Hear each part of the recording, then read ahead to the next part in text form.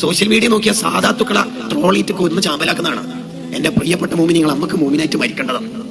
നമ്മൾ ആരുടെയും കൂട്ടിന്റെ ഇടയിൽ തല പണയം വെക്കാനുള്ളവരല്ല. രാഷ്ട്രീയക്കാര് രാഷ്ട്രീയത്തിൽ ഇടപെട്ടോട്ടെ, സോഷ്യൽ മീഡിയ ട്രോളന്മാരെ ആ വഴിക്ക് പോയിക്കോട്ടെ. നമുക്ക് നമ്മൾ ഈമാൻ നഷ്ടപ്പെടാതെ നോക്കണം. അവരവരുടെ പ്രത്യയശാസ്ത്രത്തിൽ നിന്നോളി, പ്രശ്നമില്ല. പക്ഷേ ആരെയും ട്രോളരുത്, ആരെയും വേദനിപ്പിക്കരുത്.